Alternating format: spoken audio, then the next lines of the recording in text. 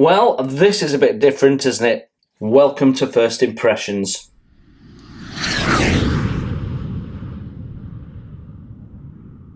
Hello, welcome to Model Kit Stuff. Well, no one could accuse me of not covering all the bases.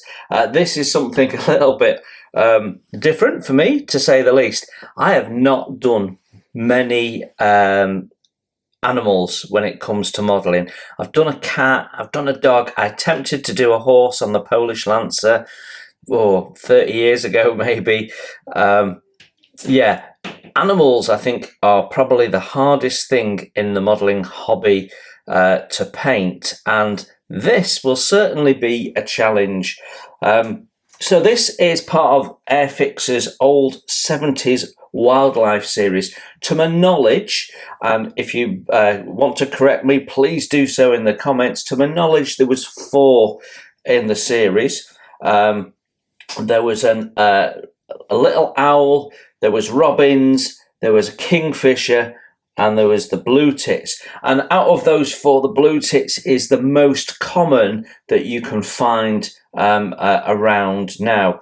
And to be honest, I really wanted the robins. Robins sit on holly, and I can imagine that was probably a very popular one because it's a nice Christmas ornament and what have you. But my partner really likes robins, so I really wanted to get the robins, but they were 3 times the price. I only could find one example. It was 3 times the price of these. I couldn't justify it really. I very occasionally see the little owl. I hardly ever see the kingfisher. So again, a one that I think was built. So the Bluetits, I think, was probably the least built of the 4, from just using a measure of how many you can find second-hand lying about. So anyway, Bluetits. Originally, this is a 1977 release. This is the original release. I'm not aware that it was ever released after that, so it was a one-run job. This is sealed in its bag. So I bought this off eBay. You can see it's been taped down a couple of times. Well, that's because the box is so rammed with the contents. When the tape's perished, the box actually pops off. It's not sitting down particularly flat. So maybe someone's opened the box, had a look around and taped it down and not put it back in properly. But it is absolutely sealed in there. So on the front, we've got some box art depicting what the model could look like when painted up. It tells us that we've got Bluetits, that's part of the wildlife series, and that it's a model kit. So our box edge here has the address on, tells us it's suitable for 8 years and above, and gives us our list of paints, which obviously are the old paint numbers for Humbrol. Then we've got the side, tells us the same, gives us the kit number of 03831-5. Then on the back it says contents of the actual size model kit, including 2 bird figures plus the decorative stand shown on the illustration, together with assembly instructions and full colour paint guide. So there we go, nothing on the back. This one's got a bit water damaged, but it's just the box. The box is a bit grubby as well, so not something that a collector's going to want to put into their collection. So let's build it. It's what models are for. In the box we've got the instructions, the old Modelers Club application form, and then our kit parts all in one bag, which, like I say, is still sealed. So yeah, the seal's not been broken there. It's only sort of sealed in the middle though, so let's hope we've not lost any parts. We can check that as we go through. Let's have a look at our instructions. We've got this gatefold instruction pamphlet, I suppose, and on this front side we've got a picture of a Bluetit with its wings spread So you can see all the different colours. They've got the list of paint colours there. So there's 7 colours listed. And it tells us that we need to mix colours to get various different shades. So yeah, really interesting. Painting this will be an interesting process. I think lots of dry brushing, washes and dry brushing to get where you need to be. Then there's a little bit of information about the Bluetit, the area it lives in, and so on. And then we've got some history or comments, or it's not really history. It's just sort of information, I suppose, about Bluetits in 3 different languages there. Then when we flip over, we've got our construction manual proper. So we've got some general instructions along the top. The key is simply to, if it's a circle, glue it, and if it's a triangle, that's your step number. I mean, it couldn't be simpler, could it? So step 1 tells us we need parts 1 and 2, shows us the part numbers there, and we're basically putting that together. So that's this little bit of branch. Then step 2, another bit of branch. Step 3, another bit of branch. Step 4, another bit of branch. Step 5, bringing all of that together and mounting it on the base. So we'll have sort of a branch there with some greenery on it by the looks of it, sat into a little base that's got some rocks on it and what looks like vegetation on the bottom. Then step 6, we're pulling together the first bird body. So it's the body and the tail all moulded into one, but it's 3 pieces to bring together. Step 7, we add the wings and the legs, eyes and beak. Step 8, we're doing the second bird, again 3 parts, this time with the wings incorporated into the body, but with a separate tail, which we put in step 9, along with the eyes and the beak.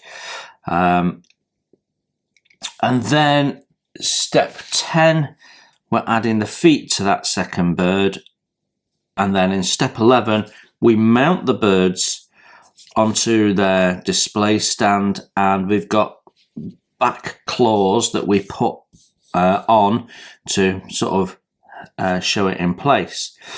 So yeah, we might be able to get away with painting these, depends on the fit, separately, and then mount them in.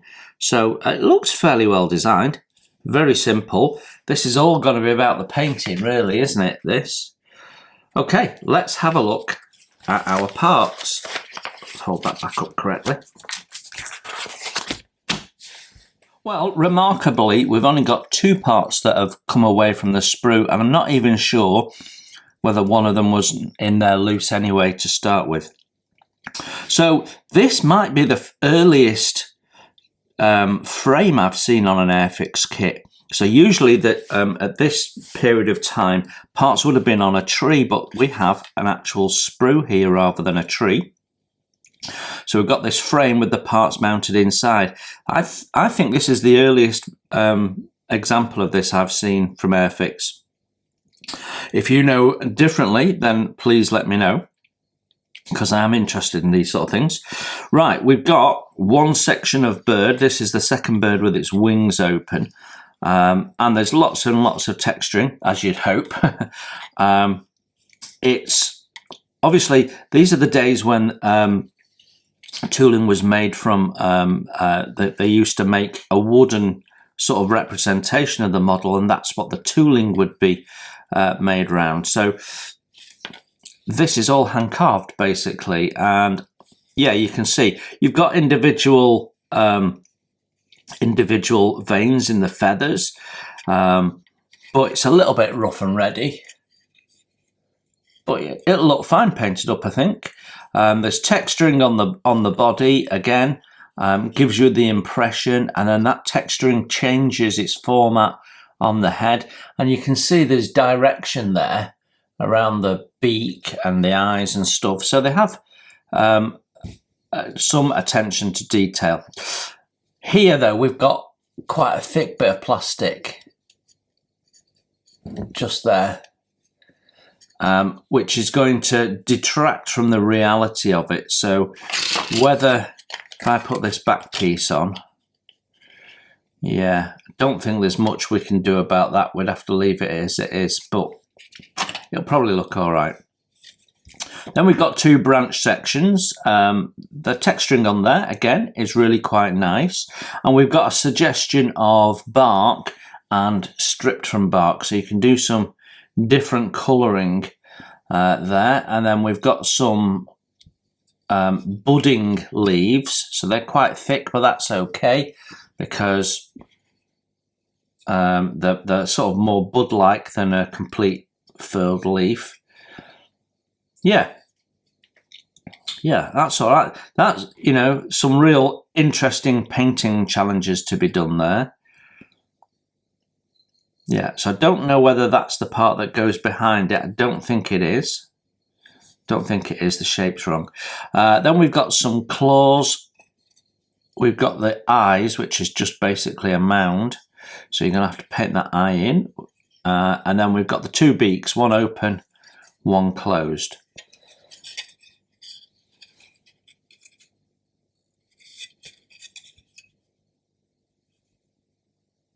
Pretty cool. Right, next sprue. We've got two legs, two wings, two of the three parts needed for the body. So this is the first bird, realistically.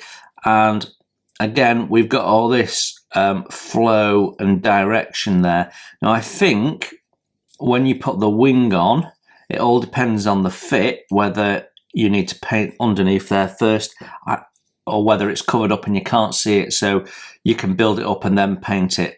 I suspect painting that before you put the wings on will be the way to go, but you're going to have to do some dry fitting first. There is a little bit of flash and seam cleanup, so who knows how well this is going to fit given the age of it, but if the fit is good, you can get away with painting the parts separate. If not, if you're going to have to do filling and stuff, you're just going to have to build it up and paint it and do your best with it. But yeah, I mean, it's quite obvious where these legs are going to go. It's all down to how well that fits and blending it in.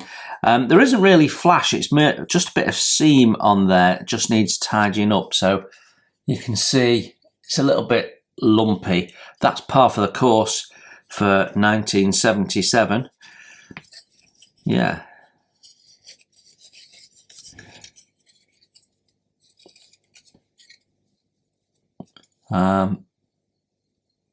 Might be a little bit of cleanup needed on these surfaces. You see on the wing there, got this little lump on the plastic. So you might want to do a little bit of scribing away there to get that to look like the rest of the wing, because that's a visible outside surface. Yeah, okay. Our next sprue has the top section of the first bird, the tail for the second bird, the legs for the second bird, and more twig bits.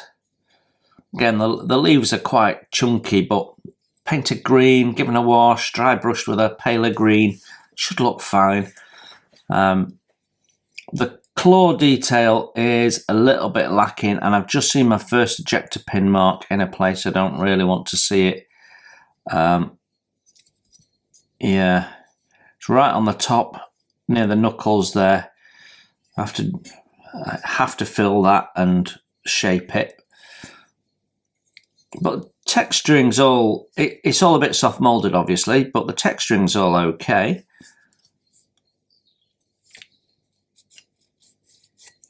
Yeah, don't see any sink or issues like that. It's really just a bit of seam tidy up and then hoping it fits together okay.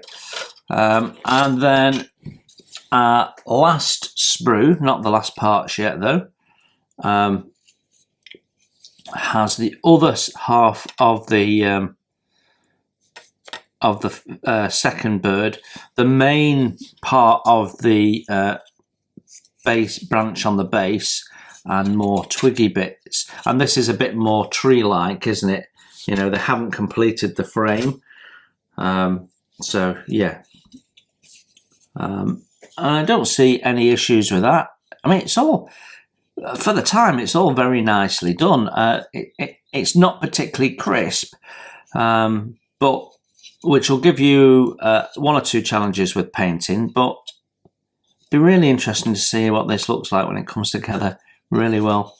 I think you're going to have a bit more cleanup than you'd possibly expect when you get the halves together of the branches and stuff. I think you'll be cleaning up and then shaping and adding detail. So you might need to do a little bit of work on that.